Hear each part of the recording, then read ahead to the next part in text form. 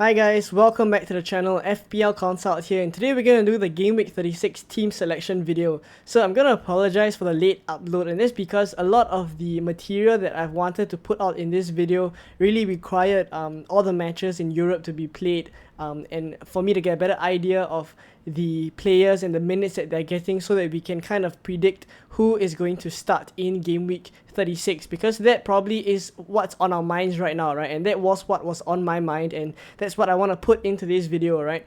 So what we're gonna see right now are the Man City player updates and also Liverpool player updates. Thereafter, we would go into the updated double game week 36 fixture odds, who has the best ones, who are predicted to win, etc. And then after that, we'll take a look at how I did for game week 35 before we look at my game week 36 team selection. So a bit of a spoiler, I am bench boosting this week, so very exciting.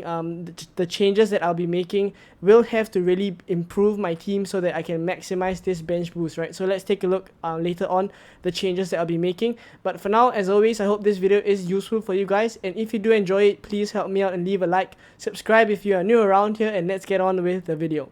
So first, let's take a look at some City attacking assets, and that's because we either already have some of them but we're worried about how many minutes they are going to get in game week 36, or we don't have any of these City assets and we are looking for an attacker to bring in, right? So if you take a look at this graphic right now, it kind of tells us how much each of these players have played, right? And probably how much they have left in their tank as well for game week 36, whether they need to be rested or not, right? So basically, the players in green are players who have been rested recently and they probably have a higher chance of starting in game week 36. And those in red are probably the ones who are slightly more exhausted because of how frequently they've been playing in the recent weeks, and that's why there is a slightly higher chance that they may be rested. But of course, no confirmation here. This is just a look at how often they've been playing and whether they are due a rest or not, right? So if you take a look, we have De Bruyne, Foden, Jesus, Mahrez, Bernardo Silva, and Sterling. Probably all of these players have come across our minds, whether we want to bring them in or whether they already are in our teams. So let's take a look at De Bruyne first, and he played 72 minutes in the Champions League. He rested in game week 35, so I do think that there's a very high chance that De Bruyne starts, and also because of how key he is in the City squad, right? So I do feel like De Bruyne is probably the highest, has the highest chance of starting. And then if you take a look at Foden, he's played 120 minutes in the Champions League. He was rested in game week 34, but since then he's started 3 out of the 3 matches that City has had since his last rest, right? So every chance that Foden gets rotated here. And then if you take a look at Jesus, he played 78 minutes in the Champions League, right? So slightly lesser than Foden, so at least he kind of got a little bit of a rest there towards the end of the game.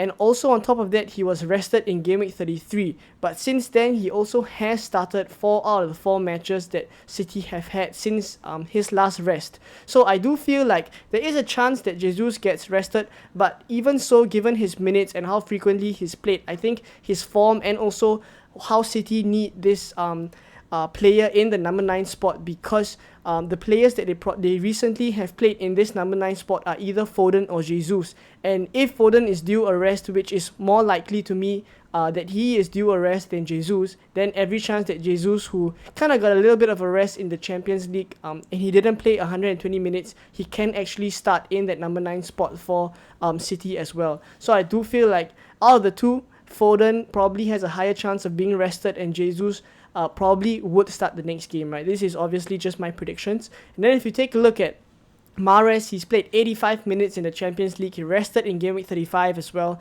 So really kind of like a similar situation with De Bruyne, where he's only started one out of the 1 match that City have had since his last rest. So actually he is pretty he has pretty much hasn't been used a lot in the game, so every chance that he can play both the double game week 36 games, right? And then if you take a look at Silva and Sterling, Silva has played 120 minutes in the Champions League, but he was rested in game week 34 and 35, right? So he is pretty much still available, I would say.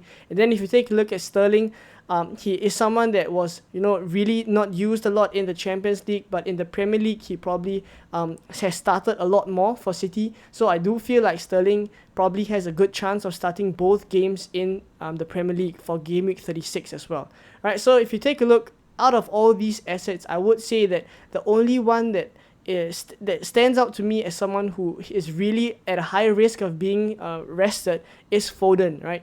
120 minutes in the Champions League, played 3 out of 3 matches since his last rest. I do feel like there is a very high chance Foden gets rested. So right now we're going to look at some Man City defenders, and that's because we also need to consider that the defenders may be rotated, right? And so very clearly right now we see Laporte and Diaz have played so many matches, right?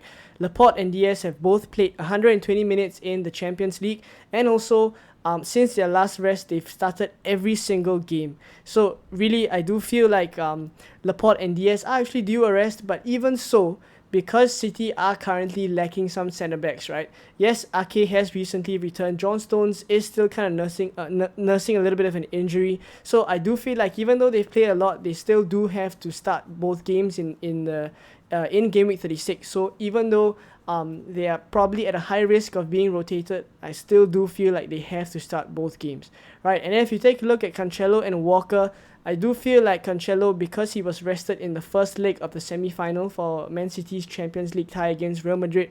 So because of that, I do feel he is actually probably going to play more. And also Pep has also mentioned how Cancelo can really play a lot of games in a short span of time. So given that he rested quite recently in the first leg of the semi-final, I do feel like he's pretty secure in his minutes for Game Week 36 for the both fixtures, right? And if you take a look at Walker as well, a little bit more of a risk because he was injured recently, and also there are some signs that he is nursing an injury still from the Champions League game that they recently played, where they unfortunately lost to Real Madrid, right? So things to take note right now, but I do feel like if we want to go for a City defender, what I would go for, if I don't already have Cancelo, I would go for Cancelo.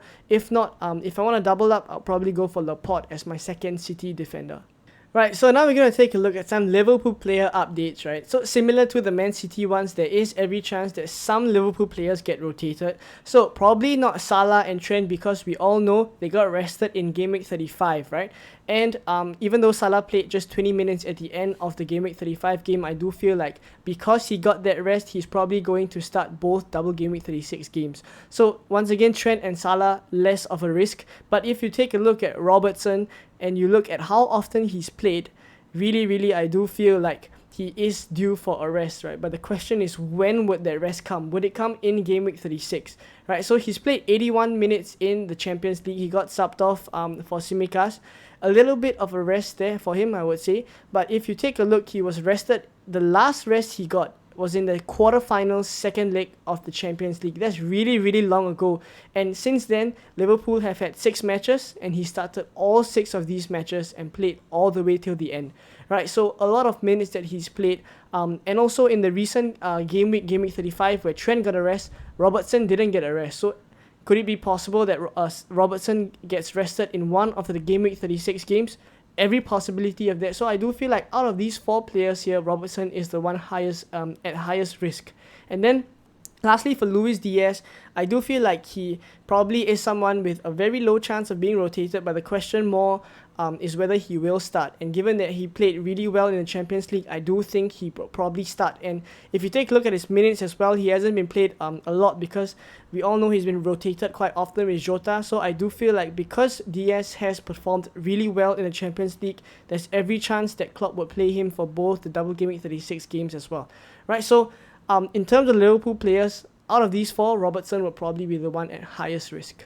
So once again, I like to do this where I rank which teams have the best double game week, because that's gonna really help me to target the teams with the best ones. So right here, this graphic is taken from Drafton. I've updated the percentages to kind of take a look at who is probably going to win both games, who's probably going to keep a clean sheet in both games, and of course City comes up top for both, right? Because they don't really have quite difficult opponents. They just play Newcastle and Wolves, right? So high win percentage and high clean sheet percentages there, and then it goes down from there onwards. Liverpool also have a really good one. Leicester, if you take a look as well, have a really good double game week here. But once again, when it comes to Leicester, what we're concerned about is whether players will get rested in the Everton game, because we now know that they've lost the UEFA Conference League fixture against Roma. So, would that have an effect on how they would perform against Everton and Norwich?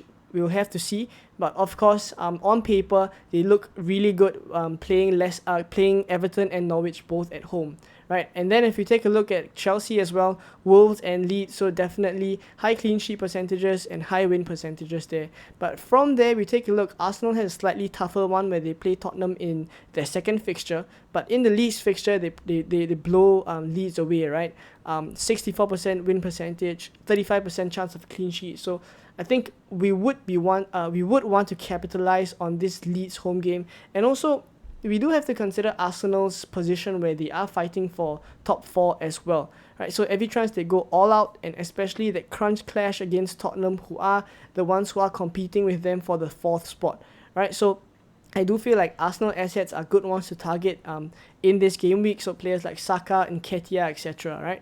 And then if you take a look at Aston Villa, they do have quite a tough second fixture against Liverpool, and I would also argue that they have quite a tough first game because they play Burnley, who are fighting the relegation battle, right?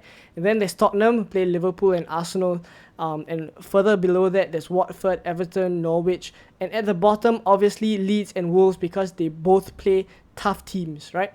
So if you take a look on the whole, I would say that I would prioritize some of the teams at the top, but definitely we can't go without any players from the teams at the bottom, and that's because those teams that are kind of slightly ranked lower on this graphic, they do have players that we want to target at this point in time. Players on good form like Richarlison, players like Timo Pukki, who's quite good for this double game week as well, right? And Watford as well, there's some options there like Dennis, right? So overall, I would say that these players kind of enable our team as well, so we can't ignore them, but definitely we should try to prioritize some of the teams at the top, right? So City, Liverpool, Leicester, Chelsea, and Arsenal, right? So now let's take a look at how I did for game week 35.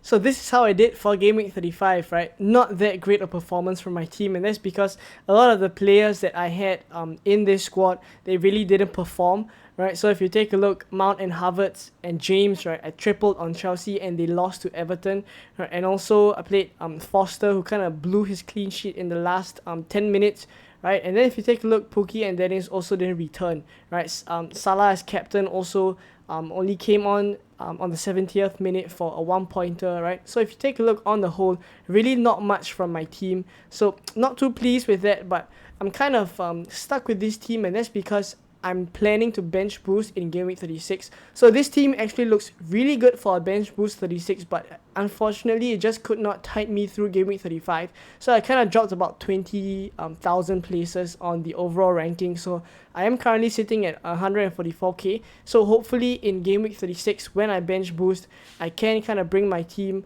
up to the top 100k, right? That's the aim. So overall, I would say that I will have to make some changes to my team to kind of maximize this bench boost. So let's take a look at how I'm lining up for game week 36. So potentially there are two ways that I could line up for my bench boost in game week 36, right? So this is the first possibility, right? So I have 2 free transfers, and I've used these 2 free transfers to take Havertz and also to take Timo Pukki out, and I've brought in Jesus and also Gordon, right? So this allows me to actually have 2 players who double as well in game week 36, but also 2 players that are kind of in form and have good fixtures in game week 36. And Jesus also helps me target that double game week for City, where I do feel like there is a lot of returns in store for a City attacker, right? So he is one of the City attackers that I do feel is kind of a punt and allows me to kind of jump some rank if I really do want to.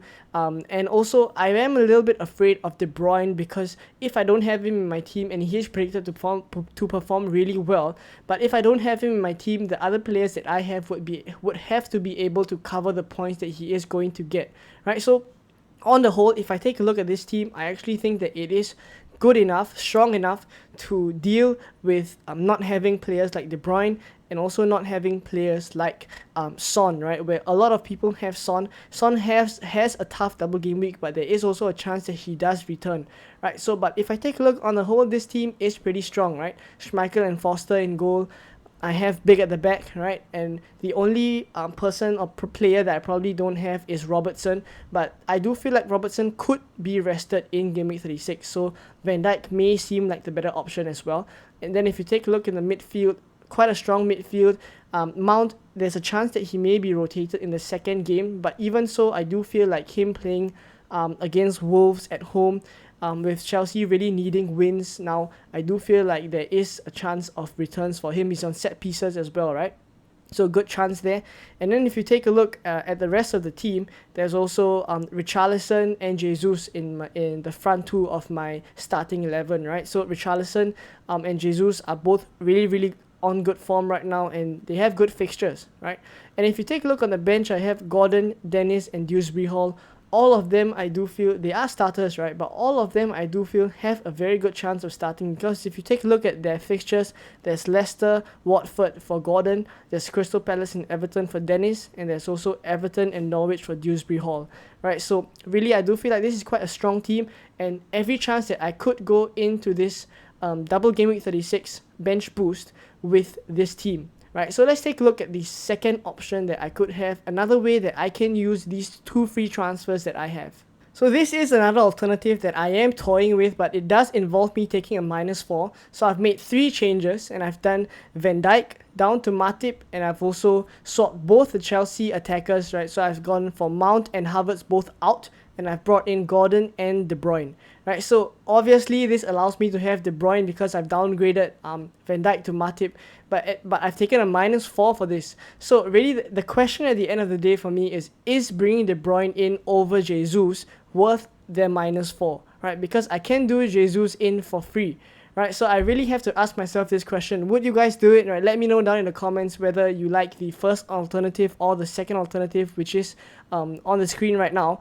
But I'm slightly leaning towards the first alternative, where I can just bring in Jesus for free, right? Because I actually do like Jesus as an option, as a differential, allows me to jump rank as well if De Bruyne, kind of doesn't score as high as the Jesus, right? So hopefully this video actually helps you guys. I haven't come to my own decision yet. I will post my final team on YouTube, on Instagram, on Twitter, links to my socials all down below.